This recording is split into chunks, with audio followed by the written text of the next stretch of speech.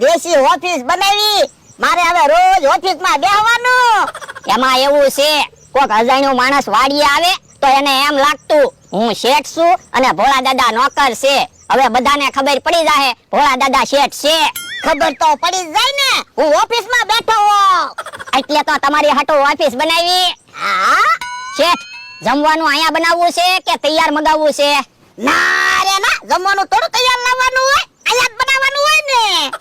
પણ હું જમવાનું બનાવવા જઈશ અને કોક આવશે તો તમે તો ઓફિસમાં બેઠા હશો, ખબર કેમ પડશે? ઈ હાસું. તો લાવો પૈસા, જમવાનું તૈયાર લઈ આવું. પણ લ્યા તું જમવાનું તૈયાર લેવા જાય અને અહીંયા કોક આવશે તો? હા, ઈ હાસુ. એ કેવો આવે છે, ઓફિસના દરવાજા બંધ કર. એ હારો. કેમ લ્યા એકલો બેઠો? ભોળાભાઈ ક્યાં ગયા?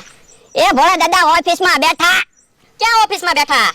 આ તમને ઓફિસ ના દેખાતી? હે, ઓફિસ છે? મને એમ કે કૂતરાને બેહવા બખોલ બનાવી હશે. એ કોને કે કૂતરો? હું અહીંયા ઓફિસમાં બેઠો. હવે આવી થોડી ઓફિસ હોય, ઓફિસ તો કાચની હોય. પણ એની દેશી ઓફિસ બનાવી. શું કામ? એ ભોળા દાદા શેઠ લાગે ને એટલે. શેઠ નથી લાગતો, હરખ ફદુડો લાગે. એ હરખ ફદુડો નો કેતો, તું છે હરખ ફદુડો. ભોળા દાદા આપણે ઓફિસ બનાવી ને ઈ કેહા કાકાને ગમતું ના. હાસી વાત છે, એને ઈર્ષ્યા થાય. હે ઓ બાપા, ઓય બાપા, પણ મને હું કામ ધોલ મારો? તો પણ એને ઓફિસનો દરવાજો બંધ કરી દીધો. ભોળા દાદા કેહા કાકા મને ધોલું મારે, તમે કાઈ નહીં બોલતા. પણ તું હું કામ બીવે? હું અહીંયા બેઠો. આ તો બોલ લે હવે. ના રે ના, મારે કાઈ બોલવું ના, તમે ધોલું મારો. તો પણ એટલા બધા કાલા હું કાઢો? કાલા તો તું કાઢે. કાલા? હા. ઓય બાપા, પાછો બોલ્યો.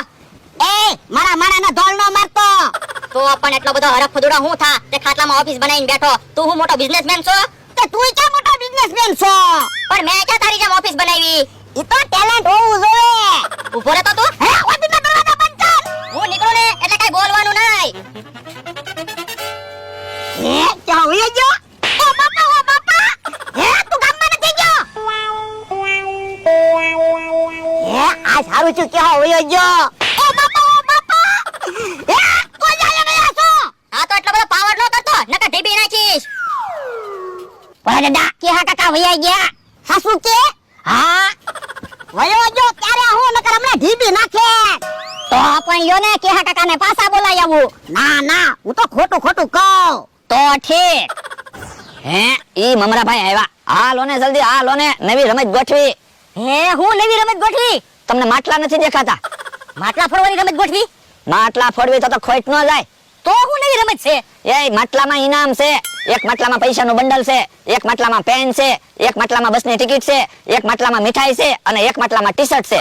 200 રૂપિયા ટિકિટ રાખવાની, જેને ઇનામ લાગે એ આપવાનું. હે, તો કોકને પૈસાનું બંડલ નીકળશે તો? તો પૈસાનું બંડલ આપવાનું. યો બોલો તો આપણે ખોટ ન જાય. એ કારક ખોટાઈ ખાવી પડે. હા, ઈ હાસુ. અને કોકને ઇનામમાં પેન લાગી હોય તો પેન કેટલાની આવે? 10 રૂપિયાની. આ તો ફાયદો ન થાય. હા, ઈ હાસુ. તો પછી હે, ઈ આમ કેહા કાકા આવે. પણ એની પાસે પૈસા હશે? ખુશી તો જોવી. એ હારું. હે, આયા કેમ માટલા ગોઠવા? એ માટલા નથી ગોઠવા, રમત છે. શું રમત છે? 200 રૂપિયા આપો અને નસીબ અજમાવો. એટલે એ બધા માટલામાં જુદી જુદી વસ્તુ છે. એક માટલામાં પેન છે, એક માટલામાં પૈસાનું બંડલ છે, એક માટલામાં મીઠાઈ છે, એક માટલામાં બસની ટિકિટ છે અને એક માટલામાં ટી-શર્ટ છે. તમારા ભાગ્યમાં જે વસ્તુ હશે એ આવશે. ના રે ના, મારી પાસે તો મૂળ 200 રૂપિયા જ છે. પણ 200 રૂપિયા આપો, તમારે પૈસાનું બંડલ નીકળશે તો તમે પૈસા વાળા બની જાહો. હા, ઈ હાસુ. અલે 200 રૂપિયા. તો બોલો કયું માટલું જોવે તમારે? બીજું. ઉપરથી બીજું કે નીચેથી બીજું? ઉપરથી બીજું. લ્યો કે કાકા, તમારી હાથે લઈ લ્યો જે હોય. હે, પેન લાગી. જો બોલો કેહા કાકાને ઇનામમાં પેન લાગી. આઈથી નો આયો તો સારું હતું, 200 રૂપિયા ગયા. પણ તમારે પેન તો આવી ગઈ ને? પેન હું કામ લાગે? એ તમારે લખવા કામ લાગશે, આત્મકથા લખજો. આત્મકથામાં મારે હું લખું? તમે મને રોજ છત્રી દાવી લખું. તો પણ આપો ને બીજા 200 રૂપિયા. આમાં નક્કી નહીં, પૈસાનું બંડલ આવી જાય. હવે 200 રૂપિયા હોવા જોવે ને. તો વયા જા વાડીએ, બીજું હું? યો બોલો, ઓલો હરખ ફદુડો ખાટલામાં ઓફિસ બનાવીને બેઠો અને તમે રમતું ગોઠવો. હે, ખાટલામાં કોઈ ઓફિસ બનાવી? હોય